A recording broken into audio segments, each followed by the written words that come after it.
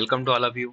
आप सभी का फिर से स्वागत है आपके अपने YouTube channel IT study and job alert में। मैं सेल्फ बीएल पाटीदार। आज की हमारी class employability skill first year immigration bank का मॉड्यूल 6 ऑक्यूपेशनल सेफ्टी यानी कि व्यावसायिक सुरक्षा, इससे रिलेटेड जितने भी क्वेश्चन है आज इस हम क्लास में देखेंगे। इससे पहले हम टोटल 5 मॉड्यूल कवर कर चुके हैं, तो आप उसकी क्लास भी मैंने इस वीडियो के डिस्क्रिप्शन में डाल दी है, तो वहाँ जाकर आप वो क्लासेस ज़रूर देख लें। ये क्लास हिंदी और इंग्लिश दोनों लैंग्वेज में तैयार की गई है। चलिए शुरुआत करते हैं मॉड्यूल 6 के पहले क्वेश्चन के साथ। प्राथमिक चिकित्सा की एबीसी का तात्पर्य है। ABC of first aid stands for, तो एबीसी का फुल फॉर्म होता है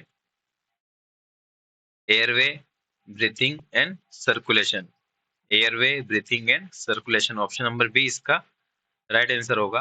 एयरवे, ए से ए फॉर एयरवे, बी से ब्रीथिंग एंड सी से सर्कुलेशन। नेक्स्ट क्वेश्चन, किस डेसिबल पर ध्वनि खतरनाक ध्वनि प्रदूषण बन जाती है? At 4 decibel sound become hazardous noise pollution, तो 80 डेसिबल से ऊपर अगर आपका साउंड है तो वो ध्वनि प्रदूषण के अंतर्गत आता है। तो इसका राइट आंसर होगा 80 डेसिबल से ऊपर, अबव 80 डेसिबल। नेक्स्ट क्वेश्चन, भूकंप को रिक्त स्थान नामक उपकरण से मापा जाता है। Earthquake is measured with an instrument called, तो भूकंप को सिस्मोग्राफ से मेजरमेंट किया जाता है। तो ऑप्शन नंबर बी इसका राइट आंसर होगा, सिस्मोग्राफ। नेक्स्ट क्वेश्चन है, सिर की सुरक्षा रिक्त स्थान के माध्यम से की जाती है। Head protection is done through, तो सिर की सुरक्षा जो होती है वो हमारी किसके द्वारा होती है? हेलमेट के द्वारा।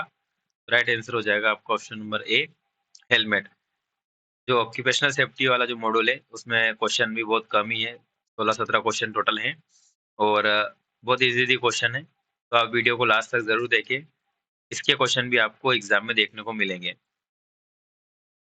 नेक्स्ट क्वेश्चन है, अग्निशमन विधि में स्टारवेशन है। In fire fighting method starvation is, तो अग्निशमन विधि में स्टारवेशन होता है ईंधन का उन्मूलन या एलिमिनेशन ऑफ फ्यूल। फ्यूल को हटाते हैं स्टारवेशन मेथड में हम लोग, या ईंधन को वहां से अगर रिमूव करते हैं तो उसमें उस विधि को हम कहते हैं स्टारवेशन।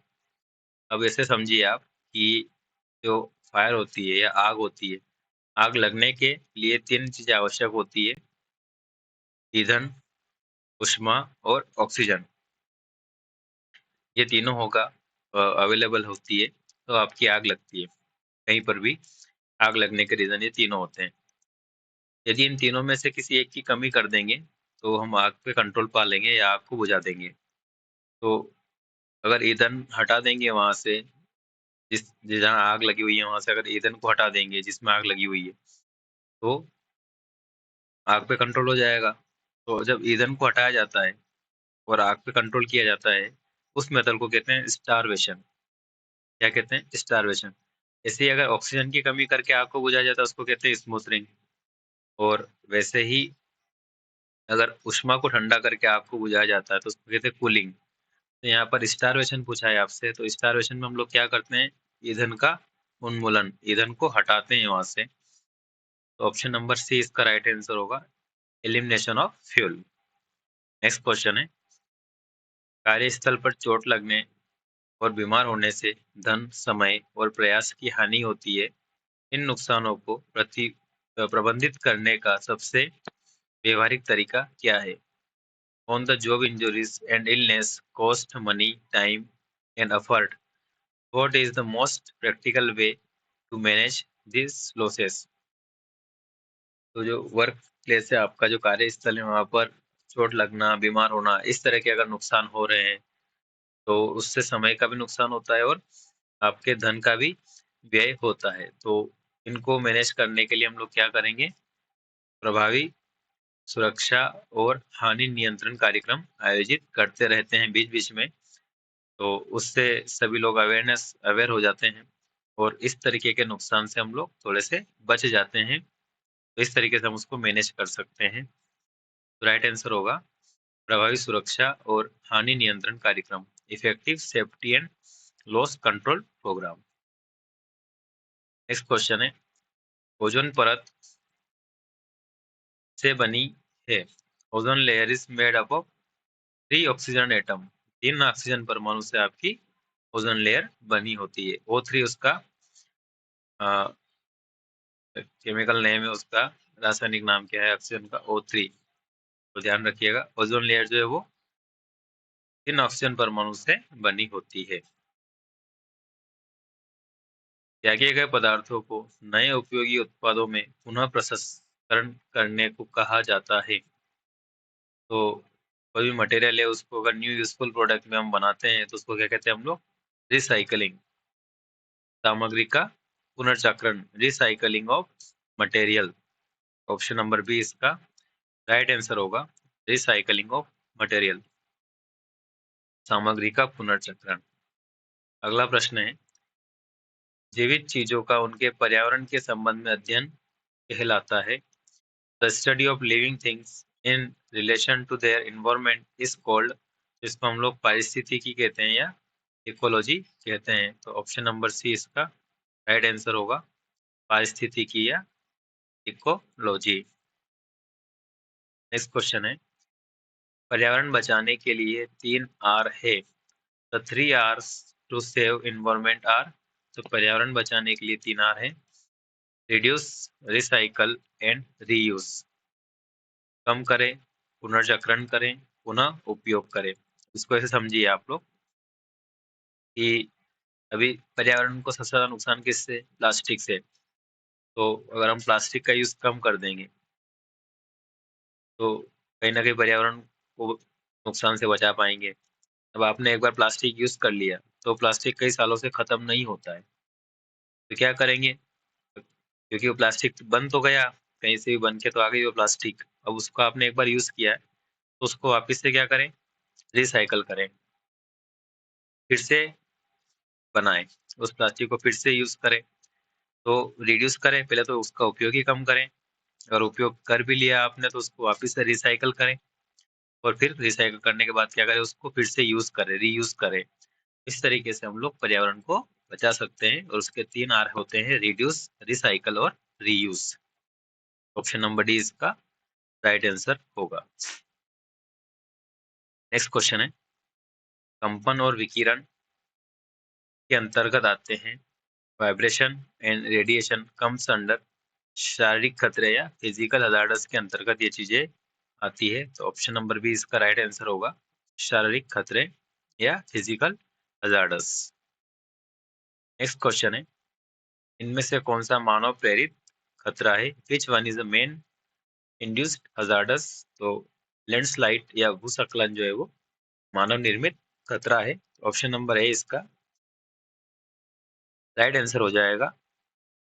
इसके यहाँ पर देखिए आप बाकी ऑप्शन में चक्रवात, ज्वालामुखी, भूकंप, ये सभी नेचुरल लॉस हजार्डस हैं, प्राकृतिक खतरे हैं, साइक्लोन, वोल्केनो और अर्थक्वेक।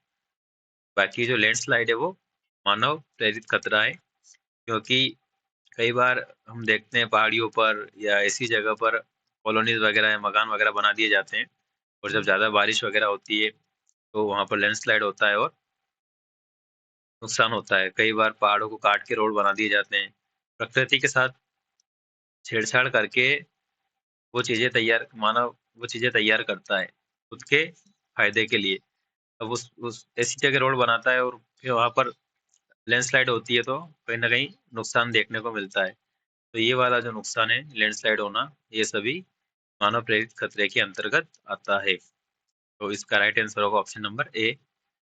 नेक्स्ट क्वेश्चन, कौन सा एक गैर नवीनीकरण ऊर्जा संसाधन है?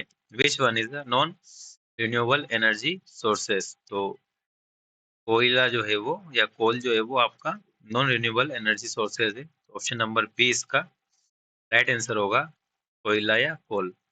बहुत इजी क्वेश्चन है, आप वीडियो को लास्ट तक जरूर देखिए, ज्यादा क्वेश्चन नहीं है इस वीडियो में, और एक बार में ही देखने पे आपको सारे के सारे आंसर्स याद हो जाएंगे, आपके दिमाग में फिट हो जाएंगे, और ये क्वेश्चन एग्जाम में आपको देखने को जरूर मिलेंगे। वीडियो को आप लास्ट तक जरूर देखिए। अगला क्वेश्चन है, इनमें से कौन सी स्थिति काम के लिए असुरक्षित है? Which one is unsafe condition for work? तो काम के लिए जो अनसेफ कंडीशन है वो है ऑयली फ्लोवर, तेली फर्श। बाकी अच्छी रोशनी ये काम के लिए बहुत जरूरी है। उचित उपकरण ये भी अच्छी स्थिति है।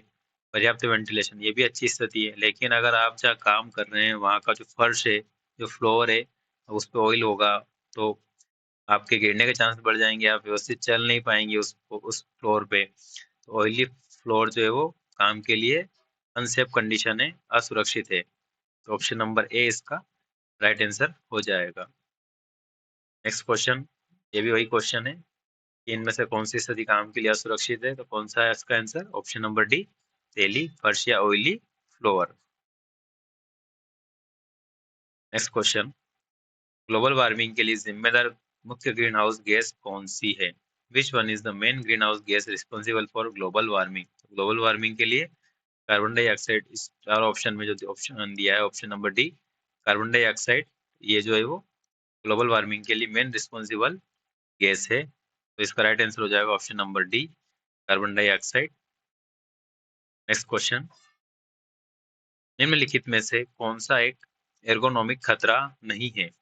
Which one of the following is not an ergonomic hazardous? तो भावात्मक अशांति यानी कि इमोशनल डिस्टरबेंस, ये जो ये एर्गोनॉमिक हजार्डस नहीं है।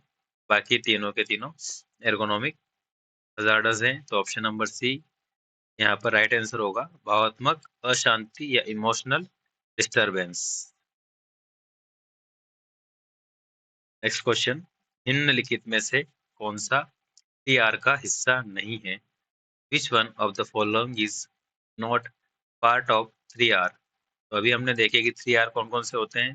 सबसे पहले आता है रिड्यूस, फिर आता है रिसाइकल और फिर आता है रीयूज। तो रिड्यूस भी है, रिसाइकल भी है और रीयूज भी है। जो रीजनरेट है ये 3R का हिस्सा नहीं है। तो ऑप्शन नंबर सी इसका राइट आंसर हो जाएगा, रीजनरेट।